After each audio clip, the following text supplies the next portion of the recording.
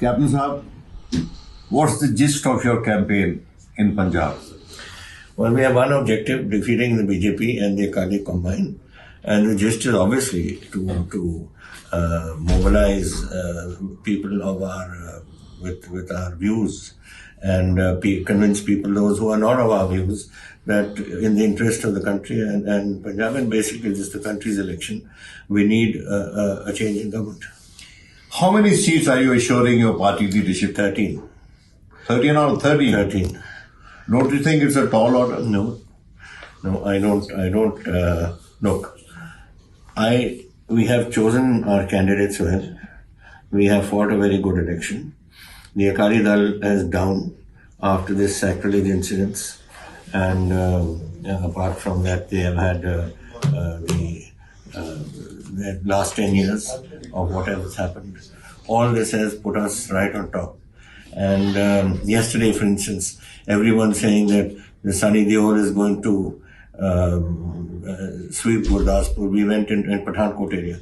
Pathankot, we had a roadshow, there was no place to move. I mean, it was absolute. The whole trend in Punjab has changed. I see on the social media the response that people are giving, youngsters are giving, and Punjab is India is a young India today.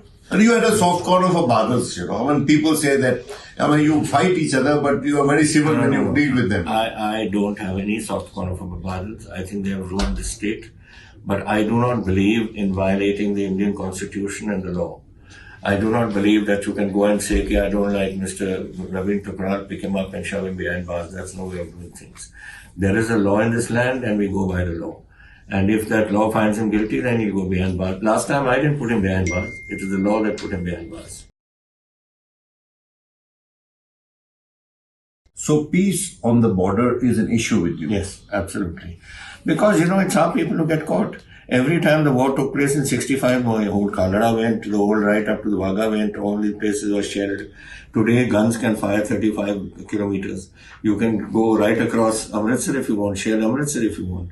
And nobody wants this sort of thing. And technology has advanced so much in warfare that you can hit any target with anything. And we don't want any of our people being killed for that reason.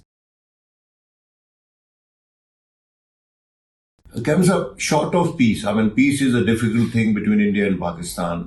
There has been off again, on again talks, and there has been peace and also at the same time hostility in rapid succession. So short of peace with Pakistan, what solutions do you have in terms of employment for the people of Amritsar? Say, for instance, I went to Atari, and there were a whole lot of people who were saying that the surgical strike is not on Pakistan, it is on us, our livelihood. That's it. When you do these sort of things and the retaliation comes, who does it come to? It comes to along the border. They are not going to go across and bomb Delhi. They are going to open fire with their artillery or mortars and hit our villages. So obviously this is something that's not there. But I go a step further. I think, 70 years of warfare we have had with Pakistan and instability and whatever you may call it. About 5,000 people have lost jobs ever since that dry port closed when we stopped trade with Pakistan. And so what is your solution for them? You're in government here. So that is what I'm trying to say. You did it as a sort of a retaliatory thing on Pulwama.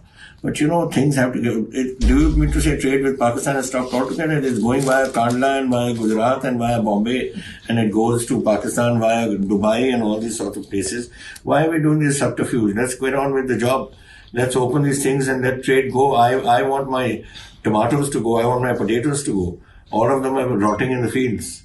And there's so much, and people lose their jobs because there are all of them involved in this, in the transshipment. Sam Pitroda made a rather irresponsible comment on the 84 riots, and you are the one person who resigned during that time from the Congress. And as a riposte to Modi, you talked about Godhra. I resigned on Blue Star. Post Godhra riots.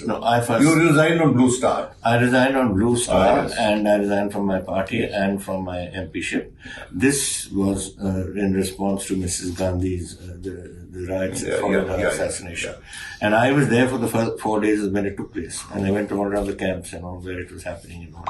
It was a completely irresponsible statement on his part. And I think everybody accepts that now.